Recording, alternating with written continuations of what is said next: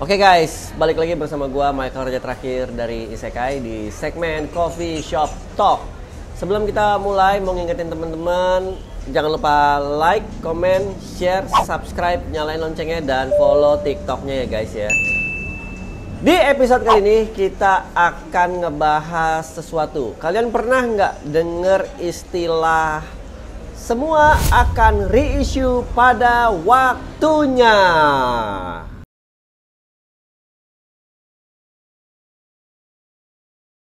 Itu yang akan kita bahas guys. Jadi sesuai dengan slogan tadi, semua akan reissue pada waktunya, kita di episode kali ini khusus ngebahas tentang reissue. Kenapa reissue, terus siapa aja yang sering reissue, terus ya pokoknya apapun lah seputar-seputar itu. Jadi kalau teman-teman yang nonton atau yang ngedengerin punya masukan, punya isu yang sama, punya kekesalan, punya apapun juga yang ingin disampaikan, silahkan langsung komen-komennya, sebisa mungkin akan kita jawabin semua. Oke, jadi baru-baru ini 2 hari yang lalu sih tepatnya sih, gua dapat WA dari seorang pedagang langganan gua, kalau dia nawarin sebuah Mazinger dari Bandai. Dan ternyata pas gue lihat, ternyata Mazingernya adalah DX Chogokin.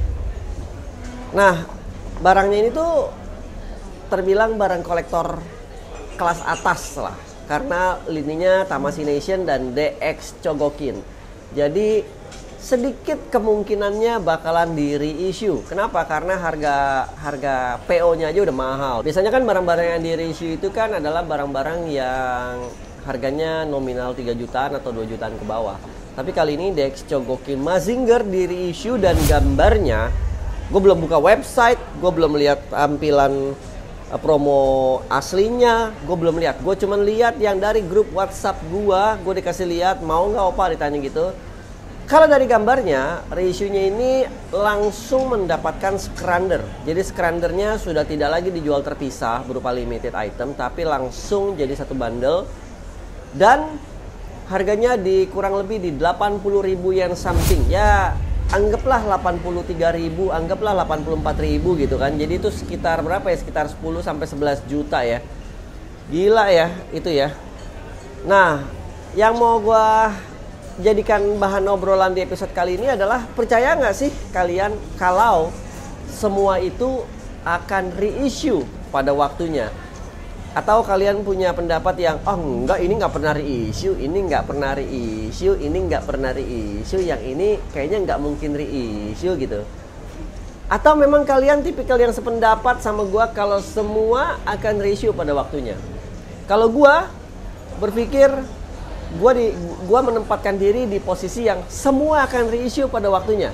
Baik itu reissue yang sama persis, atau reissue yang ada perbaikan join sedikit, perbaikan warna sedikit, tambahan aksesoris sedikit, atau box beda, atau ada embel-embel beda.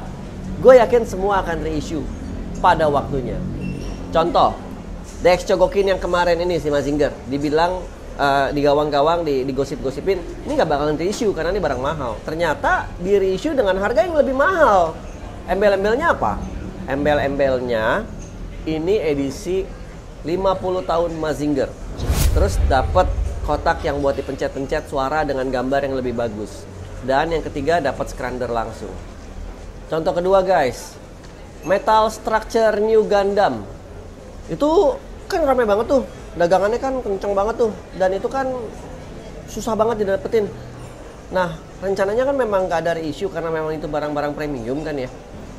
Abis dibikin sama si Daban, si Bandai nggak mau kalah gerak, nggak mau kalah pamor, dia reissue langsung. Jadi dikeluarin lagi sama dia. Padahal sebenarnya barangnya udah sold out dan harga-harga sebenarnya udah pada naik.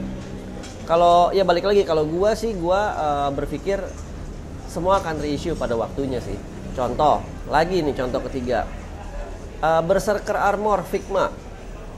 Yang dulunya kan lu mesti beli komik Jepangnya, dapat langsung si Berserker Armornya. Sekarang di reissue tanpa komik, tapi dengan darah-darah dan dengan blood splatter di mana-mana. Jadi kalau gue sebagai kolektor sih ada sedikit kekesalan dan ada sedikit kegembiraan ya. Cukuplah kayaknya gue kasih 3 contoh ya. Kalau gue mau kasih contoh lebih banyak kayaknya banyak banget. Tapi enggak lah, gue cukup kasih 3 aja. Belum lagi kita ngomongin SHF reissue, belum lagi kita ngomongin, wah banyak banget ya kalau kita mau ngomongin, tapi enggak lah, cukup udah. Plus minusnya apa buat kolektor?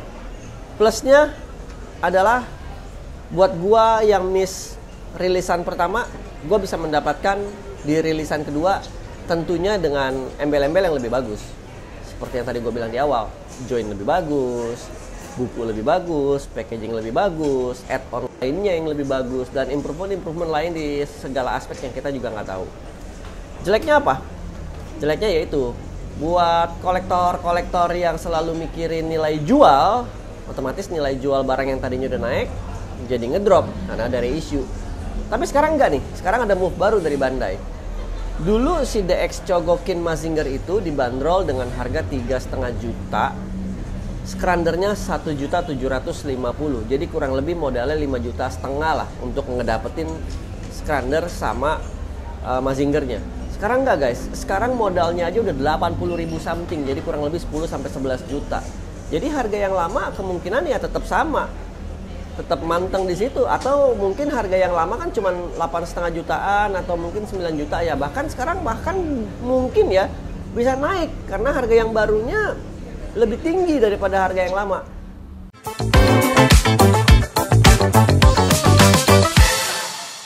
Enggak loh, opah. Merek-merek gede seperti Bandai memang sering reissue, tapi merek-merek kecil biasanya jarang reissue. Enggak juga guys, ada juga yang reissue merek-merek kecil. Banyak juga dan sering juga kejadian. Cuman reissue-nya kadang-kadang mereka nggak bilang-bilang. Jadi mereka bikin aja, sebarin lagi ke distributor, sebarin lagi ke seller, tapi mereka nggak bilang-bilang itu reissue. Ada juga yang memang bilang-bilang gitu. Kayak misalkan contohnya nih Bandai bilang-bilang. Contohnya lagi nih Kotobukiya bilang-bilang kalau reissue. Minum dulu guys. Jadi maksudnya itu arti reissue buat harga naik apa gimana Pak? Bukan. Kan orang awam nggak tahu. Reissue itu adalah gini Mat, produk yang udah jadi dan sold out dibikin ulang lagi oleh si pembuat. Bagaimanapun juga teman-teman semua harus sadar dan harus ingat, Bandai itu adalah perusahaan bisnis yang bergerak di dunia mainan.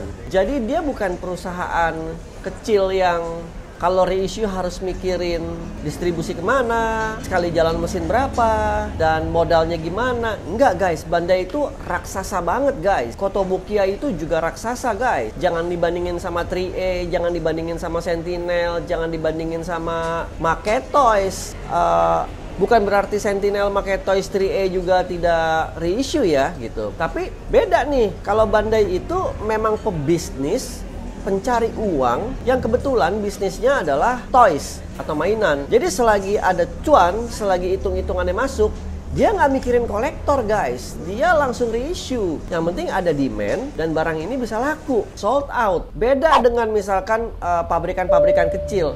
Mereka mau reissue nih misalkan. Oke, mau reissue. Sekali jalan mesin aja itu ada minimal cost. Berapa duit? Nah, dari situ pun ada minimal quantity yang harus dikejar. Misalkan sekali jalan nih harus misalkan 3.000 pieces item. Seandainya requestnya di pasar cuma 100 pieces atau 200 pieces atau 500 pieces, 2.500 sisanya mau dikemanain? Seandainya lagi deh jalan minimum nih, minimum jalan ini dia 3.000 item.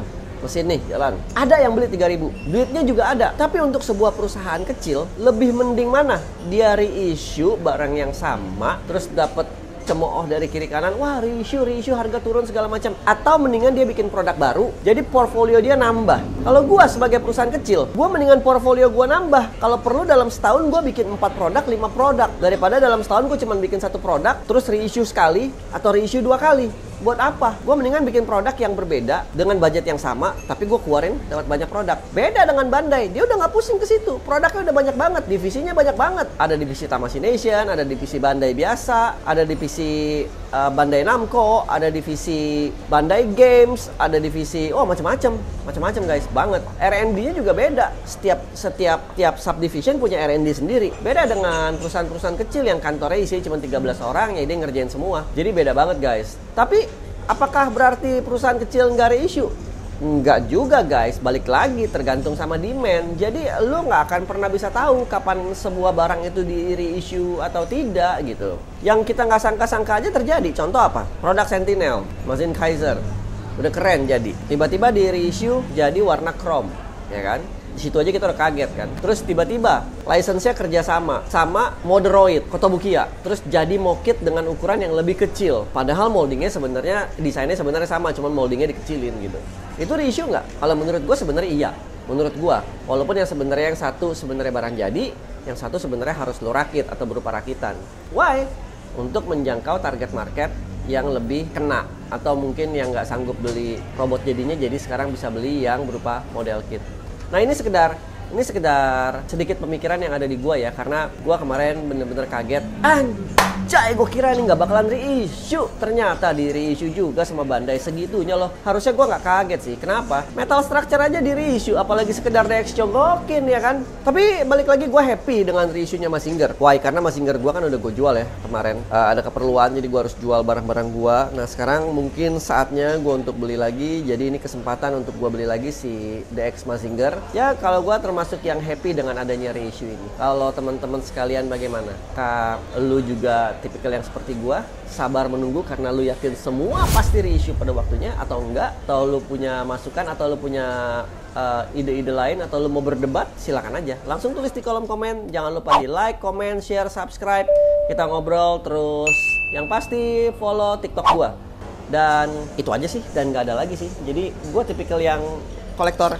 Mungkin gini guys, karena gue bukan kolektor yang ngarepin nilai jual yang begitu gitu. Jadi kalau memang bisa dijual lagi itu bonus buat gue. Jadi gue nggak seberapa peduli sih gue sama reissue-reissuean sih. Apalagi teman-teman yang dagang pasti happy dengan adanya reissue. Asik, ini demand-nya tinggi nih, barangnya di reissue nih, jualan lagi gitu kan. Coba langsung ikutan aja guys. Oke, Michael raja terakhir dari Isekai, masih minum Isekai Coffee dengan menu baru. Apa ini namanya deh? Kopi susu gula aren. Kopi susu gula aren ya. Thank you guys, peace out.